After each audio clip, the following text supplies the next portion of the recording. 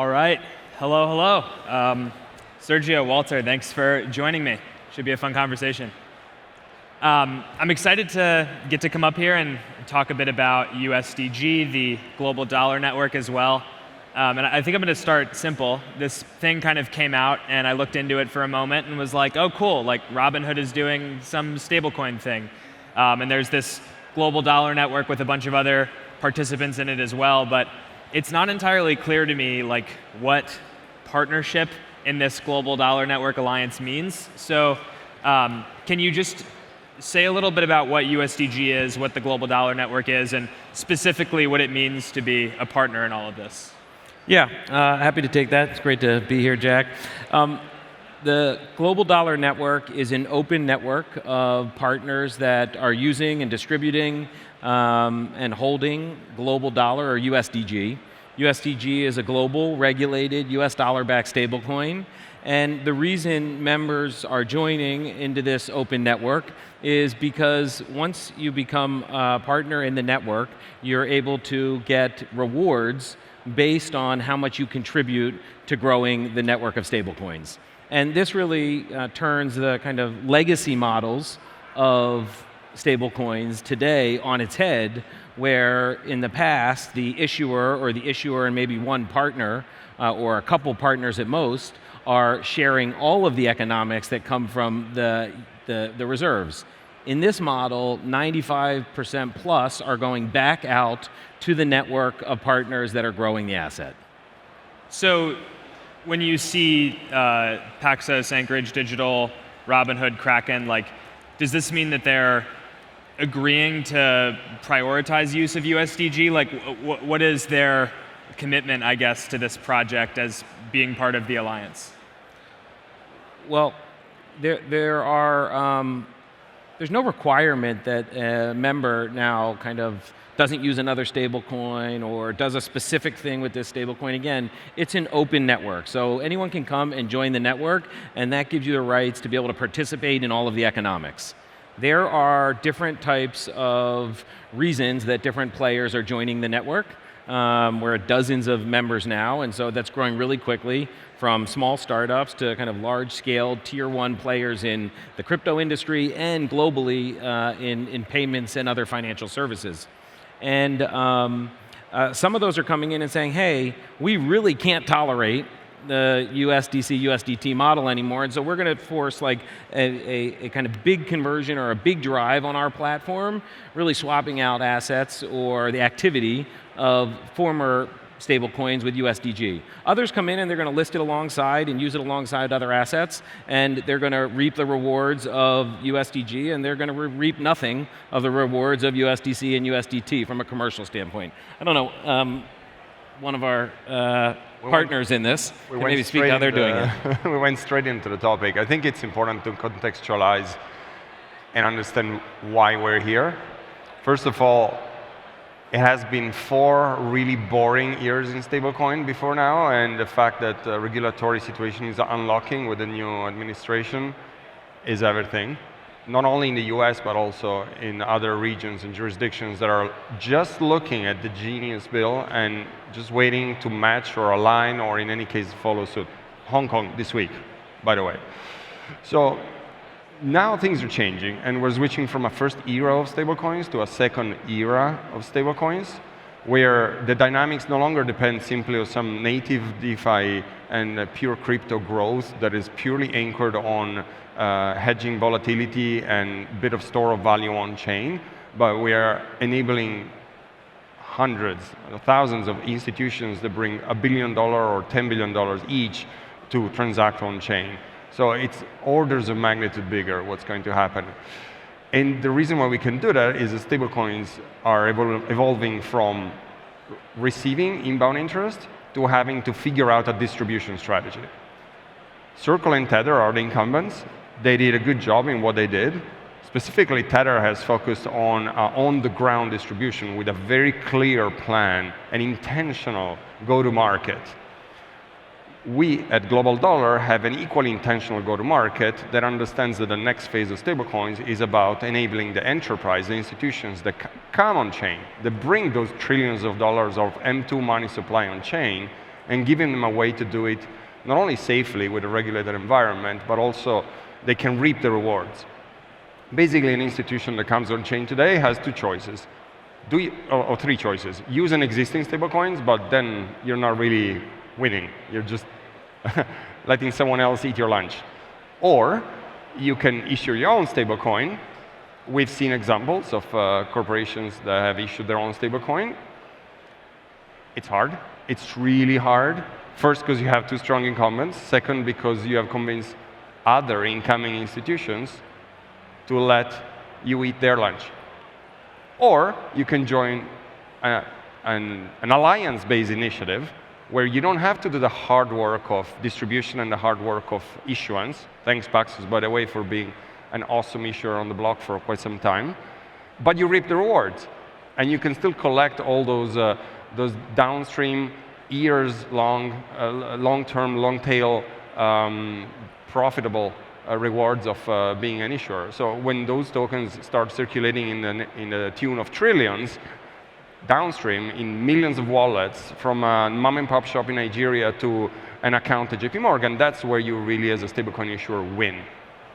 So that makes sense on the issuer side. It's like I'm Robinhood, say, I don't want to go through all the work to figure out how to issue a stablecoin. I'll partner with someone and they'll share back the treasury yield or whatever it is with me. That's a compelling pitch. But what about on the user side? Because there are a lot of stablecoins. There's more and more stablecoins coming out all the time. The president of the US has a stablecoin now, sort of. And I think throughout the years, each new stablecoin has really struggled to meaningfully peel away users or liquidity from Circle and Tether, with the exception of maybe Athena last year. I think one example of this maybe is the PayPal stablecoin, which came out, was really interesting. There was some of this liquidity incentive spending on Camino that drove adoption, but it didn't ultimately prove to be very sticky. And I think USDG has some similar kind of liquidity incentives going on Camino.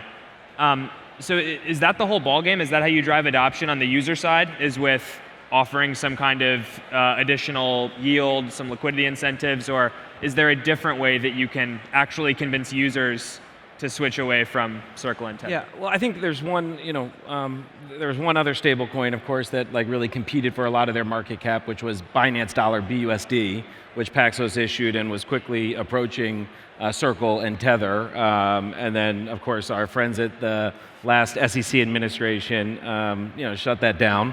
That was, probably done so unlawfully, but that is another good example. And when you think about what was happening there, is they were really taking incentives and they were passing it on to the end user. So the end user does care. There are situations, maybe if you can't access a dollar anywhere in the world, or someplace in the world, or if there's just some unique utility of a certain stablecoin. But generally speaking, especially once you've been able to access a stablecoin or a US dollar through this new rails, i.e. stablecoin, then you start to be motivated by yield. And if you think about like where the majority of USDC sits, like in one centralized platform today, it's on Coinbase. And what does Coinbase do? They take all the yield that they get back for those assets that sit on their platform, and they give them to the customer. And so this is a product that ultimately should be benefiting the customer. Unfortunately, if you're not that customer on Coinbase using USDC today, if you're using USDC anywhere else in the marketplace, or if you're using USDT anywhere in the marketplace, you are giving up a lot of economics and a lot of benefit just to the issuer. And so the way to compete, we believe, is to make a better product. And we think a better product is sharing the economics. We share them to the distribution partners, and then they can compete with users how they want to compete with their business. And in many cases, that leads to them finding models to distribute those economics down to the end user. I'll double down and offer a slightly different lens for the same concept. Who is the user? When we think users in DeFi, we always try to think of the self-sovereignty aspect of crypto, which is amazing, and it's what enables the next generation of finance. But also, it's important to understand that next 2 billion people on chain will be intermediated by smart and well-delivered wallet apps and fintech apps. So those, in my view, are the users that we really are targeting at the global dollar. Those are the enabler that will connect the $10 trillion of M2 money supply to retail via a smart container, a smart app that could be a 360 app, could be an all-in app, could be a trading app. And so we start to see Kraken offering stock and Robinhood going on chain. And so you see all this intersection happening. One other question for you guys is just maybe to zoom out here a little bit. Last night there was some interesting news. I believe it came out last night. The Wall Street Journal reported that a number of big banks are exploring launching like a joint stablecoin between like Bank of America and Citi and some others. And it seems like right now, as the Stable and Genius Acts kind of move forward, there's a real like war to issue these stablecoins from big tech. Like there was a Meta reported stablecoin that might get complicated with regulations now. There's now banks, and a real sense that like traditional financial players could be disrupted by stables, and they need to get into the game, or else like have their lunch eaten. So, just over the long run, where do you see this issuer like stablecoin issuance war headed? What are the kind of considerations when you think about who's going to win out long term? Well, it is most certainly interesting that those 4 banks announced a consortium the same week that the Genius Act is being proposed to the floor, which is the same week that other alliances of banks are instead opting for certain recommendations on the Genius Act. So the battle on the Hill is real and has been going on for months. And we're not finished, we're not done, but we're very close to the ending strokes. It's frankly good news, the fact that everyone chimes in because they have a vested interest, which means they plan to be heavy users of stablecoins. Now, if it's going to be a consortium, or if they're all going to go their way, everyone wins if everyone goes on chain. I think that Paxos is in an unusual position here because we've been issuing stablecoins since 2018. We've issued about $150 billion of regulated US dollar stablecoins on a gross basis across a bunch of different assets, from Binance Dollar to PayPal Dollar to USDP, and now what we think is like really the terminal model here for the next wave of adoption, which is USDG and the Global Dollar Network in partnership, open partnership with the network. And I think that what we saw actually was interesting. After we launched PYUSD together with PayPal in 2023, a bunch of firms kind of came to us and said, hey, we'd like to offer a dual white label stablecoin. And you just kind of like unpeel that and understand why. The answer was because there was not a scaled option in the market that they could use. It wasn't that they were like wed to this idea that there has to be a new dollar representation of a dollar on a blockchain with my company's name on it. It was that they realized the value of stablecoin. They realized the benefit to their business and to their customers, but the scaled models of USDT and USDC didn't work for them for different reasons. USDC sort of because this business relationship where most of it funds Coinbase, and in USDT for sort of regulatory and oversight reasons historically. And so they came to us and said, let's do a white label. As they start to understand really what all of that entails, what it means to like hold the peg, to build liquidity, to build an ecosystem, and to actually grow that stablecoin beyond their platform, even if they're a massive platform with hundreds of millions of users like the ones that we serve, that it's a really kind of, not only is it non-core, it is a very, very difficult and tall challenge. And for what reward in a new stablecoin market where stablecoins actually are something that you can benefit from sharing in the effort among a network of partners like Anchorage, like Paxos, like Kraken, Robinhood, and the other dozens of firms who have joined Global Dollar Network. So I think you'll see the issuance get consolidated to a few players. When you think about global stablecoins, I think the vast majority, nearing 100%, will go out to the partners that actually drive utility in the ecosystem. The issuer will be kind of like FMI, highly trusted, infrastructure, and the rewards will be shared among the entire ecosystem. Yeah, that's a really interesting place to end, I think. But Walter, Sergio, thank you for joining me. It's been a really interesting conversation with you guys. And yeah, please give a hand for these guys. Thank you.